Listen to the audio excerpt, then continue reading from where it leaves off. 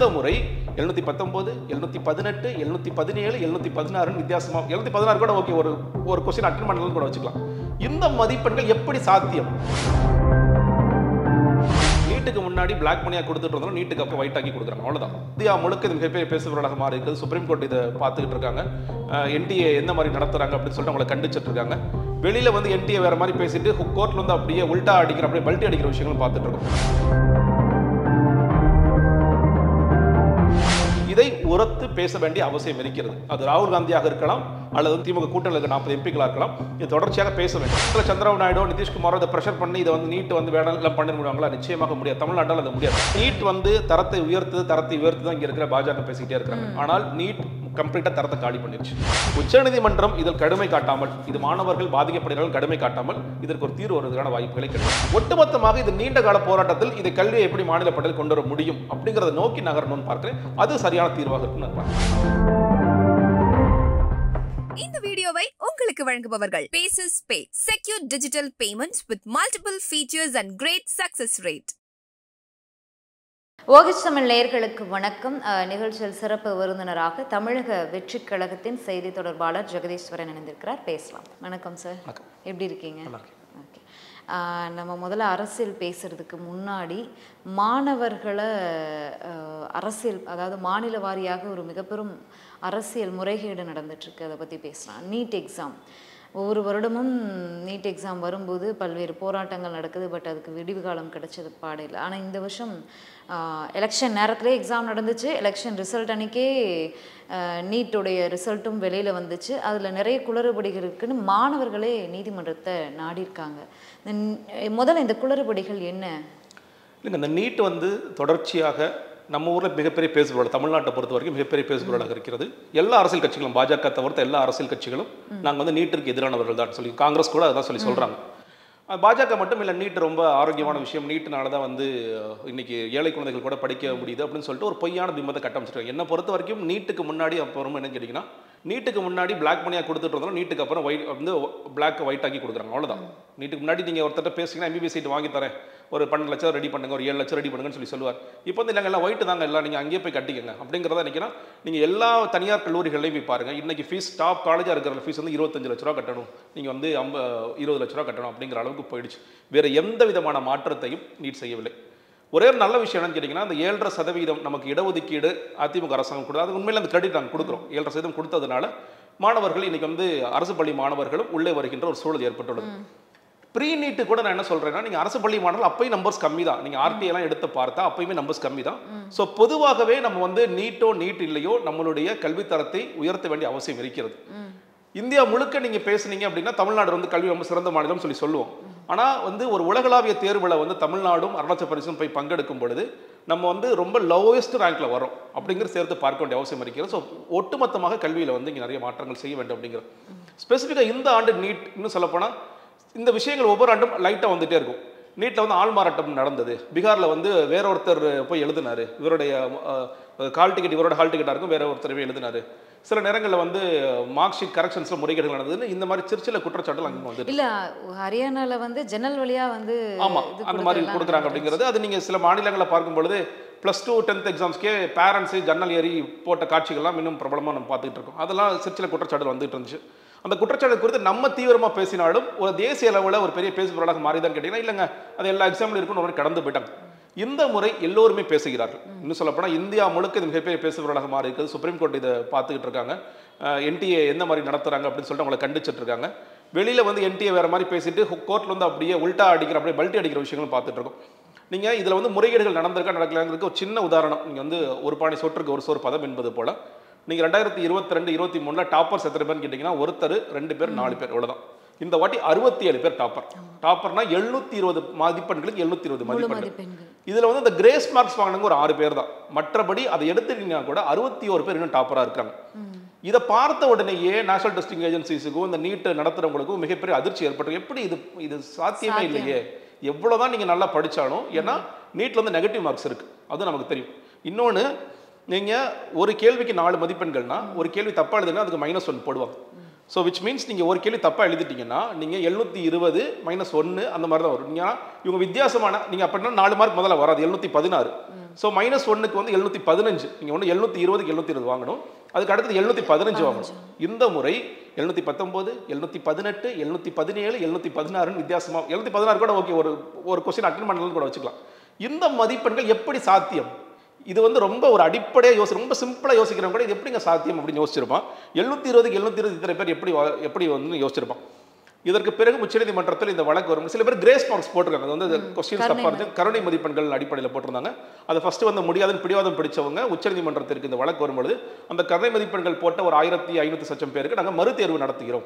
ஒன்று, அவங்க அந்த கருணை மதிப்பெண்கள் இல்லாமல் முன்னாடி என்ன மதிப்பெண்கள் எடுத்தாங்களோ அதை வச்சுட்டு வரலாம், இல்லை மறுபடியும் ரீடெஸ்ட் எழுதுங்க, அதில் என்ன மார்க்ஸோ நீங்கள், ஆனால் நாங்கள் கவுன்சிலிங்கை ஸ்டாப் பண்ண போகிறது இல்லை அப்படின்னு சொல்கிறாங்க. அதுதான் எனக்கு ரொம்ப உறுத்தலாக இருக்கிற இடம். ஏன்னா இப்போ மறுபடியும் ஒரு வழக்கு இன்னைக்கு தொடுக்கப்பட்டுள்ளது. அவங்க என்ன சொல்கிறாங்கன்னா, நீங்கள் எக்ஸாம் வைக்க வேணாம், இவாலுவேஷன் பண்ணுங்க, OMR ஷீட்டில் தான் நாங்கள் எக்ஸாம் எழுதியிருக்கோம், இது கம்ப்ளீட்டாக டிஸ்கிரபன்சிஸ் நடந்திருக்குன்னு ஒட்டுமொத்த தேசத்தில் இருக்கிற எல்லா மாணவர்களும் கருதுறாங்க. நமக்கு தெரியும் ஒரு டாக்டர் ஆகுறதுங்கிறது மிகப்பெரிய கனவு எவ்வளவோ பசங்களுக்கு. இன்னைக்கு வரைக்கும் சில பேர் கூட கேட்பாங்க, நீட் டாக்டர்ஸாக வரது ரொம்ப ஃபியூ நம்பர்ஸ் தானே, நீங்கள் ஒட்டுமொத்த பாப்புலேஷன் கம்பேர் பண்ணும்போது ஏன் இவ்வளோ பெரிய பேசுபொருளாக இருக்குன்னா, டாக்டர் ஆகிறது மிகப்பெரிய கனவு. அந்த டாக்டர் தான் வந்து கடவுள் மாதிரி பல உயிர்களை காப்பாற்றிட்டு இருக்காங்க. அப்படிங்கும்போது இது முக்கியமான விஷயம் அப்படிங்கிறத பார்த்து, அப்போது உச்சநீதிமன்றம் அட்லீஸ்ட் இந்த வழக்கை எடுத்து என்ன பண்ணணும், ரீவேல்யூஷனுக்கு நாங்கள் வந்து ஆர்டர் பண்ணுறோம். நாங்கள் வந்து OMR ஷீட்ஸ் மறுபடியும் கம்ப்ளீட் டிஸ்கிரபன்சி நடந்தது, அதுலேயும் மறுபடியும் குளறுபடிகள் ஏற்பட்டால் நீங்கள் வந்து வேறு வழி இல்லை, நீங்கள் கவுன்சிலிங் அவ்வளோ அவசரமாக நடத்த வேண்டிய அவசியம் இல்லை, நம்ம வந்து எக்ஸாம்ஸ்க்கு போகலாமாங்கிறதையும் நீங்கள் யோசிக்க வேண்டிய அவசியம் இருக்குன்னு நினைக்கிறேன். இது வந்து கருணை மதிப்பெண்களை கட் பண்ணுறோம், இல்லை எக்ஸாம் எழுதட்டும், அப்படி இல்லை கருணை மதிப்பெண்களை கட் பண்ணி என்ன மார்க் இருக்கோ அதோட தொடரட்டும், ஆனால் கவுன்சிலிங் நான் குறிச்ச நேரத்தில் நடக்கும் அப்படிங்கிறது இதை எப்படி எடுத்துக்கிறது? இந்த நீட் எக்ஸாம் வந்து நீங்கள் முன்னாடி சொல்லும்போது சொன்னீங்க, முன்னாடி பிளாக் மணியாக கொடுத்துருந்தாங்க, இப்போ ஒயிட் மணியாக கொடுக்குறாங்க அப்படின்னு. முன்னைக்கும் இப்பைக்கும் இருக்கக்கூடிய மிகப்பெரிய விஷயம் என்னென்னா, நீட்டால் பல உயிர்கள் வந்து இழந்திருக்கும். இன்னொன்று முக்கியமான விஷயம் என்னென்னா, +2ல் வந்து இந்த ரொம்ப குறைவான மார்க் வாங்கினவங்க கூட நீட்டில் வந்து நீட்லேயும் ஒரு ஏவரேஜான மார்க் எடுத்துகிட்டு பல லட்சங்களை கொடுத்து போயிடுறான். கடந்த முறை வந்து ஒரு குடும்பமே உயிரிழந்திருக்கு. அப்போ இது எவ்வளோ பெரிய கொடுமை அப்படிங்கிறதெல்லாம் இன்னுமே இதை வந்து அரசு இந்த முறை வந்து கூட்டாட்சின்ற முறையில் அமைச்சிருக்காங்க. இந்த முறையாவது இதுக்கு விடிவு காலம் கிடைக்குமான்ற ஒரு இல்லைங்க, நீங்கள் சொல்கிற மாதிரி வட இந்தியாவில் ஒரு மாணவி +2 எக்ஸாம்ஸில் ஃபெயில் அவங்க, ஆனால் நீட்டில் வந்து கிட்டத்தட்ட 700க்கு மேற்பட்ட மதிப்பெண்கள் எடுத்திருக்காங்க. இது எப்படி சாத்தியம்? நீங்கள் வந்து ஃபிசிக்ஸ் கெமிஸ்ட்ரியில் என்னன்னே தெரியாது, ஆனால் நீட் வரும்பொழுது என்னால் கிராக் பண்ணி இவ்வளோ மார்க்ஸ் எடுக்க முடியும்னு சொல்கிறது இது எவ்வளோ பெரிய அநியாயம். ஒன்று, இந்த பொண்ணு மறுபடியும் நீங்கள் போய் MBBS படிக்க போகிறாங்கன்னா அவங்க எப்படி அதை படிப்பாங்க, அவங்க எப்படி நாளைக்கு வந்து ஒரு சர்ஜரி பர்ஃபார்ம் பண்ணுறதோ இல்லை ஒரு மருந்து எழுதி கொடுக்குறதோ இதெல்லாம் எப்படி நடக்க போகிறது அப்படிங்கிறது நம்ம கேட்கவே ரொம்ப கஷ்டமாக இருக்குது. இது வந்து எப்படி நடக்க போகுது அப்படின்னு இல்லை. இதற்கு முன்பாக எல்லாம் டாக்டரை நம்பி கடவுள்னு சொல்லிட்டு அவங்கள நம்பி அவங்க என்ன பண்ணுறாங்களோ நம்ம வந்து வாய் மூடி மௌனமாக இருப்போம்.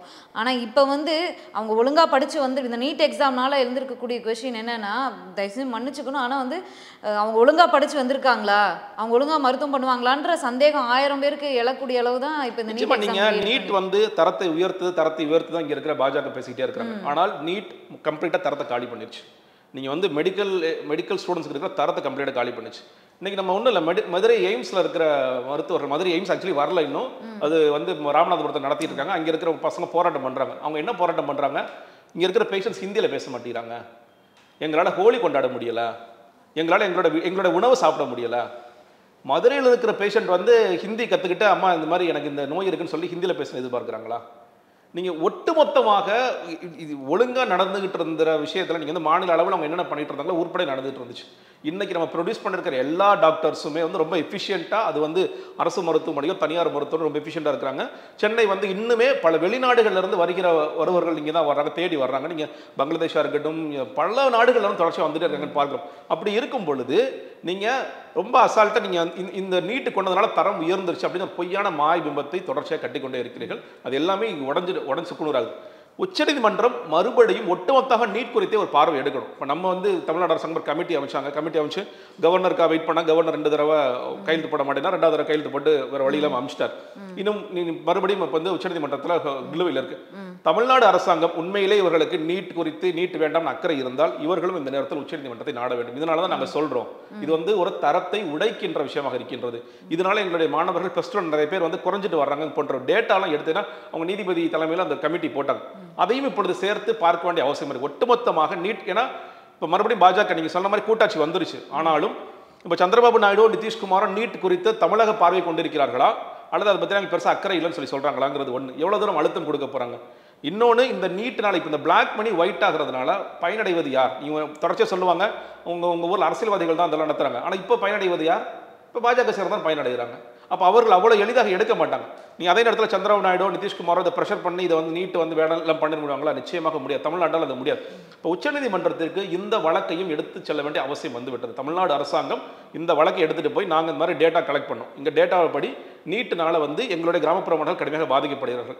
நாங்கள் கொடுத்துட்டு இருக்க இந்த 7.5% மட்டும்தான் பொருளாதாரத்தில் பின்தங்கிய மாணவர்கள் இன்றைக்கி ஓரளவுக்கு டாக்டர் ஆக முடியுது. இதை ஒழிக்கணும், இது ஒழிக்கப்படணும். இதனால் யார் உண்மையிலேயே பயனடைகிறாங்க? இன்றைக்கி ஒன்றும் இல்லைங்க, இன்றைக்கி நம்ம ஊர்லேயே டாப்பர்ஸ் நிறைய பேர் வர்றாங்க, சந்தோஷம். எல்லாத்தையும் எடுத்து பாருங்கள். கோச்சிங் கிளாஸ்க்கு எவ்வளோ இப்போ கொடுத்தா? 4 லட்சம், 5 லட்சம், 10 லட்சம். இன்றைக்கி ஒரு நீங்கள் தனியார் பள்ளியில் உங்கள் குழந்தை கூட்டி போனீங்கன்னா நாங்கள் 7th ஸ்டாண்டர்ட்லேயே நீட் ஆரம்பிச்சிருவோம். மாதம் நீங்கள் வருஷத்துக்கு 3 லட்சம் மட்டும் கட்டினா போதும். 7th ஸ்டாண்டர்டில் நீட் ஆரம்பிச்சிருவோம். நீங்கள் ஒரு பக்கம் +1 போர்டு எக்ஸாம் கொடுக்கணும். ஏங்க அவங்க +1 படிக்காமல் பசங்க நேராக +2க்கு வந்துடுறாங்க. அதனால் அடுத்தடுத்த எக்ஸாம்ஸ்க்கு போகும்போது +1 என்ன படிச்சேன்னு அவங்களுக்கு தெரியல. ஆனால் இன்னொரு பக்கம் என்ன நடக்குது? 7வது அங்கே நீட் கொண்டு வந்துடுவோம், 8வது நீட் கொண்டு வந்துடுவோம், நீ வருஷம் 3 லட்சம் கட்டிடுங்க அப்படிங்கிறது இருக்குது. நீங்கள் சொன்ன மாதிரி ஒரு குடும்பம், அந்த பையன் பேர் ஜெகதீஷ், அதனால் என்னோட பேருங்களை எனக்கு ஞாபகம் இருக்குது. அவங்க அப்பாவும் இறந்து போனார். அந்த கூட இருந்த பையன் அவன் வந்து பக்கத்தில் குரோம்பேட்டில் இருக்கிற ஒரு புகழ்பெற்ற மருத்துவமனை படிக்கிறான். அவன் என்ன சொல்கிறான்? எங்கள் அப்பாட்ட 25 லட்ச ரூபா இருந்துச்சு, எனக்கு ஆனால் தரமே கிடையாது, நான் படிக்கிறேன், டாக்டர் ஆகிட்டேன். என்னோட நண்பருக்கு அவன் நீட்டில் குவாலிஃபை ஆனான். நிறைய பேர் வந்து நீட்டில் ஃபெயில் ஆகலாம். அவன் 400 something marks, 450 first attempt fail, அதுக்கப்புறம் செகண்ட் அட்டெம்ப்ட்ல வந்து 450க்கு மேலே எடுக்கிறான். அவன் குவாலிஃபைட் ஃபார் நீட். ஆனால் அவனுக்கு தனியார் பள்ளிங்கிறதுனால அவனுக்கு வந்து 7% பொருந்தாது. அப்போ இதில் வரல, அவ்வளோதான் வித்தியாசம். அதை விட கம்மியான மார்க் எடுத்த இந்த பையனால் ஒரு புகழ்பெற்ற தனியார் கல்லூரி ஏன் படிக்க முடியுதுன்னா, எங்கள் அப்பானால இப்போ 25 லட்சம் தொடர்ச்சியாக எனக்கு வந்து ஃபீஸ் கட்ட முடியும். ஆனால் அவங்க அப்பான ஜெகதீஷ் அப்பானால முடியாது. அதனால் ஜெகதீஷ் அப்பாவும் சாகுறாரு, ஜெகதீஷும் சாகுறான். இதே மாதிரி ஒவ்வொரு வருஷமும் குழந்தைகள் செத்து போயிட்டே இருக்கும். நீட்டை நினச்சே குழந்தைகள் இறந்து போகிற சொல். அது ஒன்று இவங்க என்ன குழப்பிக்கிறாங்கன்னா, +2 இந்த பசங்க சாகுறாங்க, வித்தியாசம் இருக்குது. எல்லா தற்கொலைகளும் தடுக்கப்பட வேண்டும். நீங்க யாருக்கு தற்கொலை படம் தோணுச்சுனாலும் ரொம்ப குறைஞ்சிருக்கு. இன்னொன்று, நான் ஃபெயில் ஆயிடுவேன் அப்படிங்கிற பயத்திலையோ, நான் சரியா வந்து படிக்கலங்கிற பயத்திலோ இறக்குறது வேற. நான் டாப் மார்க் எடுத்துட்டேன், நான் செத்து போயிட்டேன். நான் டாப் மார்க் எடுத்தேன், என் ஸ்கூலில் நான் ஃபர்ஸ்ட் ரேங்க்கு, என்னோட மாவட்டத்தில் நான் ஃபர்ஸ்ட் ரேங்க்கு, ஆனால் எனக்கு டாக்டர் சீட்டு கிடைக்காது, அதனால செத்து போவேன், நான் இறந்து போறேன்னு சொல்லி சொன்னால் இது வந்து அநீதி. இது நாம் செய்கின்ற கொலை, இது தற்கொலை சொல்லாதீங்க. அப்போ இந்த வித்தியாசத்தை உணராமல் ஒரு ஆட்சி தொடர்ச்சி நடந்து கொண்டே இருக்கிறது. அதனால் இது வந்து தமிழ்நாடு அரசாங்கமும் இந்த முன்னெடுப்புகளுடன் சேர்த்து செய்ய வேண்டியது. இதை உச்சநீதிமன்றத்தில் எடுத்துகிட்டு போகும். ஏன்னா ரொம்ப காலம் வெயிட் பண்ணிட்டோம். கண்டிப்பாக வந்து நீங்கள் பிரசிடென்ட் முர்மு அவர்கள் கையெழுத்து போட போகிறதே கிடையாது. ஏன்னா அவங்க வந்து மோடியும் அமித்ஷாவும் சொல்கிறதான் கேட்டு நடக்கிறது இருக்காங்களே தவிர அவங்க சுயமாக எதுவும் செய்ய போகிறது கிடையாது. அப்படி இருக்கின்ற காரணத்தினால் தமிழ்நாடு அரசாங்கம் இது உச்சநீதிமன்றத்திற்கு எடுத்து போக வேண்டிய நேரம் வந்துட்டு நான் பார்க்கிறேன். இப்போ நான் ஹரியானாவில் ஒரே அந்த ட்ரைனிங் சென்டரை சேர்ந்து 6 மாணவர்கள், அடுத்தடுத்து வரிசை எண்கள் கொடுக்கக்கூடிய 6 மாணவர்கள் ஒரே மதிப்பெண்கள் பெற்று பாஸ் ஆகிருக்காங்க. இதுக்கு எப்படி சாத்தியம் இருக்கும்? இல்லைங்க, அதான் நீங்கள் அந்த ஊரில் நீங்கள் சொல்கிற மாதிரி எப்படி நடக்குது, இந்த டெஸ்டிங் சென்டர்ஸ் எப்படி நடந்துக்கிறாங்க, அவங்க கோச்சிங் சென்டர்ஸோட பேசிட்டு பண்ணுறாங்களா அப்படிங்கிறது. நீங்கள் இந்த எக்ஸாம் மட்டும் கிடையாது, நீங்கள் பல எக்ஸாம்ஸ் வந்து வட இந்தியாவில் நடக்கிற எக்ஸாம்ஸில் வந்து இந்த மாதிரி முறைகேடுகள் பார்த்துட்டே தான் இருக்கும். நம்ம இங்கே வந்து நம்ம டிஎன்பிஎஸ்சி பார்த்தோம். டிஎன்பிஎஸ்சியில் ஒரு காலத்தில் பிரச்சனை இருந்துச்சு, அப்புறம் மேஜிக் பென் அதெல்லாம் கொடுத்து இப்போ கொஞ்சம் அது மாதிரி சரி பண்ணுறாங்க, அது வேறு விஷயம். வட இந்தியாவில் எந்த ஒரு தேர்வு, அது வந்து பள்ளிக்கூட தேர்வாக இருக்கலாம், நான் வந்து பொதுப்படுத்துகிற நினைக்கிறேன், இதை நடந்துகிட்டு இருக்கேன், பார்த்துட்டு இருக்கேன். அது வந்து பள்ளிக்கூட தேர்வாக இருக்கலாம், இல்லை வந்து ஒரு என்ட்ரன்ஸ் எக்ஸாம்ஸாக இருக்கலாம், இது தொடர்ச்சியாக நடந்து கொண்டே இருக்குது. நீங்கள் டெஸ்டிங் ஏஜென்சி, அதாவது நீங்கள் வந்துட்டீங்கன்னா உன்னை நாங்கள் வந்து எப்படி மார்க்ஸ் எடுக்க வைக்கிறோம் நாங்கள் சொல்லிக் கொடுத்துருவோம். இல்லை நாங்கள் யார்கிட்ட பேசணுமோ அதை பேசி அந்த மார்க்ஸ் நாங்கள் எடுத்து கொடுத்துருவோம். இல்லைங்க, நீங்கள் நேஷனல் டெஸ்டிங் ஏஜென்சி யோசிச்சிருக்கணும், அது எப்படி 720 இவ்வளோ பேர் எடுக்க முடியுது, 719க்கு வாய்ப்பே இல்லையே. சிம்பிளாக ஒரு 3வது படிக்கிற குழந்தைகிட்ட கூப்பிட்டு கேட்டது எப்படி 719 வரணும் வராது. இல்லை, நல்ல வேளை அவங்க அந்த நேரத்தில் அதை யோசிக்காது, நல்லா தான், அதனால தான் வெளியாயிடுச்சு. ஆமாம், அந்த லட்சத்தில் இருக்கிறாங்க. அப்படி இருக்கும் பொழுது அப்போ இந்த முறைகேடுகள் தொடர்ச்சியாக நடந்துகிட்டே தான் இருக்கும். நீங்கள் இந்த மாதிரி ஒரு டெஸ்டிங் ஏஜென்சியை பார்த்தாங்கன்னா அந்த ஏஜென்சியில் இருக்கிறவங்க கைது செய்யப்பட்டிருக்கணும். இவங்க வேற என்னென்ன எக்ஸாம்ஸ் நடத்திருக்காங்க, இதுக்கு முன்னாடி எத்தனை பேருக்கு இந்த மாதிரியான உருவாக்கி கொடுத்துருக்காங்க அப்படிங்கிறதெல்லாம் நமக்கு தெரியும். அந்த டேட்டாலாம் வரணும். நீங்கள் அட்லீஸ்ட் அது வரைக்குமாவது நீங்கள் என்ன பண்ணணும். நான் இன்னும் சொல்ல போனால் இப்போ வந்து நீட் எக்ஸாம்ஸ் இந்த வாட்டி ரீ எக்ஸாம்ஸ் ஆர்டர் பண்ணலையா, பழைய முறைக்கு போயிடுங்க. மாநில அளவில் என்ன நீங்கள் ஃபாலோ பண்ணீங்களோ அதை பண்ணிவிடுங்க. +2 பசங்க +2 மார்க்ஸ் என்ன எடுத்தாங்களோ அதை வச்சு நீங்கள் போங்க அப்படின்னா அது உச்சநீதிமன்றம் சொல்லணும். உச்சநீதிமன்றம் இதில் கடுமை காட்டாமல், இது மாணவர்கள் பாதிக்கப்படுகிறார்கள் கடுமை காட்டாமல் இதற்கு ஒரு தீர்வு வருவதற்கான வாய்ப்புகளே கிடையாது. ஏன்னா இவங்க வந்து பல்ட்டி அடிச்சுட்டே இருப்பாங்க. மத்திய அரசாங்கம் வந்து நீங்க உச்சநீதிமன்றத்தோட பார்வையை பொறுத்து இன்னைக்கு நம்ம பொய்யான டேட்டா கொடுக்கலாமா உண்மையான டேட்டா கொடுக்கலாமா மாறி மாறி பேசுவாங்க. உச்சநீதிமன்றம் கடுமை காட்ட வேண்டிய அவசியம் இருக்கிறது. காங்கிரஸ் திமுக கூட்டணி இங்கே 40க்கு 40 வென்றிருக்காங்க. இந்தியா கூட்டணியில் இருக்காங்க. பட் வந்து காங்கிரஸ் ரொம்ப வீக்காக இருந்தாங்க. பட் இந்த முறை வந்து எதிர்க்கட்சி அந்தஸ்தை பெற்றிருக்காங்க 10 வருடம் கழித்து. அவங்களுடைய கோரிக்கைகளை திமுகவுடைய மெயின் கோரிக்கையாக இருந்தது நீட். அதுக்கு கடைசியாக ராகுல் காந்தியும் நாங்களும் நீட்டுக்கு எதிராக குரல் கொடுப்போம்னு சொல்லியிருந்தார். இந்த பெரும்பான்மை பெற்று ஆட்சி அமைக்காட்டா கூட எதிர்க்கட்சி தலைவராக இருந்து இந்த அந்தஸ்துக்கு கொண்டு வந்திருக்கு ஓட்டு போட்டிருக்காங்க இல்லையா மக்கள். அப்போ அவங்க வந்து நீங்கள் கொடுத்த வாக்குறுதிகளை நம்பி தான் ஓட்டு போட்டிருப்பாங்க. அந்த மக்களுக்கான செயலாக இந்த நீட் ஒழிப்பு முன்னெடுப்பாங்களா இந்த 2 நபர்களும்? இல்லை, முன்னெடுக்கணும், நிச்சயமாக முன்னெடுக்கணும். ஏன்னா போன வாட்டியே ராகுல் காந்தி என்ன வாக்குறுதி கொடுத்தாருன்னா நீட் இல்லாட்டி சீட்டுன்னு சொன்னார். அவர் ஸ்டேட் லெவலில் நீங்கள் எக்ஸாம்ஸ் நடத்திக்கலாம் அப்படிங்கிறது காங்கிரஸ் முன்னெடுக்கிற விஷயம் சொல்லி சொன்னார். இன்னும் சொல்லப்போனால் நம்ம ஒரு காலத்தில் இருந்துச்சு அந்த மாதிரி ஸ்டேட் லெவலில் எக்ஸாம்ஸ் கண்டக்ட் பண்ணோம். 50% வந்து +2 நான் படிக்கும்போது அப்படி 50% +2 மார்க்ஸ் எடுத்துக்கோங்க, 50% வந்து என்ட்ரன்ஸ் மார்க்ஸ் எடுத்துக்கோங்க அப்படின்னு. +2க்கு ஒரு வேல்யூ வேணும். நம்ம தொடர்ச்சியாக முன்வைக்கிற இன்னொரு விஷயம் என்ன கேட்டிங்கன்னா, +2ல ஃபெயில் ஆனால் கூட இவன் நீட்டில் வந்து இல்லை +2ல வந்து ரொம்ப கம்மி மார்க்ஸ் வாங்கினா கூட இவன் நீட்டில் வரலாங்கிறது இருக்கக்கூடாது. அப்போ 12 வருஷம் + 2 வருஷம் படித்த படிப்புக்கான மதிப்பு என்ன நம்ம கேள்வி கேட்டுகிட்டே இருந்தோம். அட்லீஸ்ட் அதுக்கு ஒரு வெயிட்டேஜ் கொடுங்கன்னு சொல்லி சொன்னோம். அதுக்கப்புறம் தான் நீங்கள் ஸ்டேட் லெவல் எக்ஸாம்ஸ், அது ஸ்டேட் லெவல் எக்ஸாம்ஸோ இல்லை வந்து நம்ம மாநிலத்தில் இருக்கின்ற இந்த மதிப்பெண்கள் போதுமாங்கிறத நம்ம முடிவு செய்வோம். இதை உரத்து பேச வேண்டிய அவசியம் இருக்கிறது. அது ராகுல் காந்தியாக இருக்கலாம் அல்லது வந்து திமுக போன 40 திமுக கூட்டணியில் இருக்க 40 எம்பிக்களாக இருக்கலாம். இது தொடர்ச்சியாக பேச வேண்டும். அதான் சொல்ல அவ்வளோ எளிதாக இது நடக்கவே நடக்காது. நீங்கள் இன்னொரு முறையில் நீங்கள் சந்திரபாபு நாயுடு கிட்டையோ இல்லை நிதிஷ்குமார்ட்டையோ நீட்டுன்னு இல்லாமல் கல்வியை மாநில பட்டியலில் கொண்டு வரது. ஏன்னா நீங்கள் வந்து உரத்து பேசுகிறோன்னு சொல்கிறீங்க இல்லையா. அவங்க வந்து ஸ்டேட் ரைட்ஸ்க்காக பேசுவாங்க. சந்திரபாபு நாயுடு ஸ்டேட் ரைட்ஸ்க்காக நிற்பார், நிதிஷ்குமார் ஸ்டேட் ரைட்ஸ்க்காக நிற்பார். அவர் வந்து பாஜகவோட ஹிந்துத்துவ பாலிசி நடக்கணும் பார்ப்பார். அதே மாதிரி நீங்கள் கல்வியை மறுபடியும் மாநில பட்டியலில் கொண்டு வருவதற்கு இன்னைக்கு வந்து ஸ்டாலின் அவருக்கு தனிப்பட்ட முறையில் செல்வாக்கு இருக்கா, நீங்கள் நிதிஷ்குமார்ட்டையோ இல்லை சந்திரபாபு பேச முடியுமா, அதை பேசுங்க. நீ ஒட்டுமொத்தமாக நீங்கள் வந்து ஒவ்வொரு மாநில முதலமைச்சர்கள், அதாவது பாஜக அல்லாத முதலமைச்சர் கீழே ஒரு கூட்டணி மாதிரி ஒன்று ஸ்டாலின் அவர்கள் அமைச்சர், சமூக நீதிக்கான கூட்டணின்னு சொல்லி சொன்னார். அதில் உள்ள கொண்டு வாங்க. பாஜக அல்லாத ஒருத்தர் தான், பட் இருந்தாலும் இது ஒரு காமன் காஸ்க்காக நாங்கள் கொண்டு வரோம். நீங்கள் இந்த மாதிரி இடஒதுக்கீடு குறித்த விஷயங்களுக்காக கொண்டு வரோம். அதில் நீங்கள் மாநில உரிமைகள் குறித்து பேசுங்க. கல்வியை வந்து மாநில பட்டியல் கொண்டு வரணும், அதுக்கு உங்களுடைய சம்மதம் கிடைக்குமான்னு சொல்லிட்டு பேசுங்க. அதுக்கு நீங்கள் ப்ரெஷர் கொடுக்க சொல்லுங்கள். அந்த மாதிரி பொதுவாக ஒரு ஓவரால் முன்னெடுப்பு எடுக்கணும். ரொம்ப ஸ்பெசிஃபிக்காக நீட்டுக்குன்னு போனாங்கன்னா இவங்க இப்போ தான் கூட்டணி சேர்ந்திருக்காங்க, அதுக்கான வாய்ப்புகள் குறைவு தான் நினைக்கிறேன். ஒட்டுமொத்தமாக இது நீண்ட கால போராட்டத்தில் இதை கல்வியை எப்படி மாநில பட்டியல் கொண்டு வர முடியும் அப்படிங்கிறத நோக்கி நகரணும்னு பார்க்குறேன். அது சரியான தீர்வாக இருக்கும் நான் பார்க்குறேன். நன்றி சார், நிறைய விஷயங்கள் ஷேர் பண்ணியிருக்கீங்க. கூடிய விரைவில் மீண்டும் சந்திக்கலாம். நன்றி. இந்த வீடியோ உங்களுக்கு பிடிச்சிருந்தா லைக் பண்ணுங்க, ஷேர் பண்ணுங்க, கமெண்ட் பண்ணுங்க. மறக்காம OH தமிழ் சேனலுக்கு சப்ஸ்கிரைப் பண்ணுங்க.